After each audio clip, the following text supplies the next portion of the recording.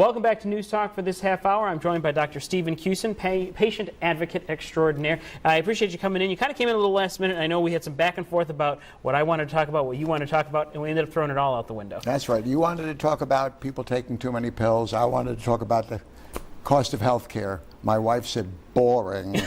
Annie said talk about Angelina Jolie.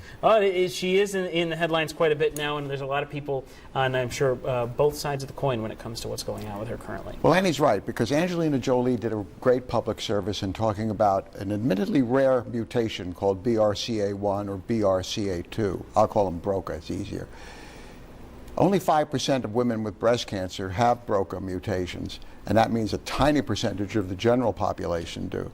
But if you have the BRCA mutation, she had about an 80% chance of breast cancer and still has a 50% chance of ovarian. She'll probably go for the ovarian surgery after her next pregnancy.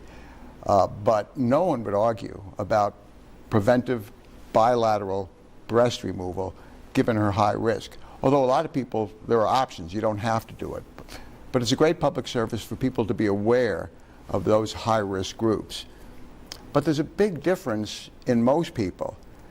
Most women who get mastectomies of the healthy breast, 80% do it for no good medical reasons that are absolutely not backed by science. And when guys talk about breast cancer, women kind of get a little creeped out about it. But the two most prominent breast surgeons in this country, Susan Love and Laura Esserman, agree. There's an epidemic of mastectomies that are not needed. Most women who develop breast cancer, and a huge number of them, have a type that 1/4 will go away on their own without doing anything, and 80% will never go anywhere. Now, no one would argue that these women should consider breast surgery. A lumpectomy is considered to be fine. A mastectomy is a shared decision, and that's fine too. But a huge number of them, 80%, opt for having the healthy breast removed when they have no particular risk. And a mastectomy is a big deal. And the reconstruction to a normal appearing breast is also a big deal. Now, Angelina Jolie, you can bet that she had a pretty good reconstruction. You can bet she had a very good reconstruction. Nipple conserving, probably not an implant. There are tissue reconstructive surgeries that most women don't get. They just get, the vast majority get a saline implant, and that's it. And there are better reconstructive surgeries.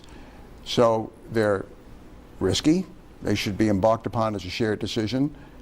Healthy breasts that have no particular risk should be considered to be watched carefully rather than to be removed as a reflex. Is this one of those instances, and we talk about those a lot here, whereas if you have any kind of doubts or you get a result back from a test, to not only have an open discussion about it with your doctor, but to possibly go get a second and a third opinion before making the leap or the decision to go full out with them? Yeah, I agree. I don't understand personally how, when 80% of mastectomies are considered to be unnecessary, why doctors actually perform them. So if you go to a Chinese restaurant, you're not going to find a BLT on the menu. And if you go to a breast surgeon and say, should I get my breast removed, especially when they're going to say yes. Especially when there's cancer in the other one. So yes, a second opinion is important, and sometimes an opinion from a non-surgeon, your own family doctor who may be in good control of the literature, going to a genetic specialist. Getting the BRCA gene test is $3,000, and most women are not going to do that. But if a woman has had a very prominent family history of breast or ovarian cancer or both, or even had one relative who got breast cancer at a very young age, those are the warning signs. And your doctor should be able to intervene and get insurance to cover that BRCA test.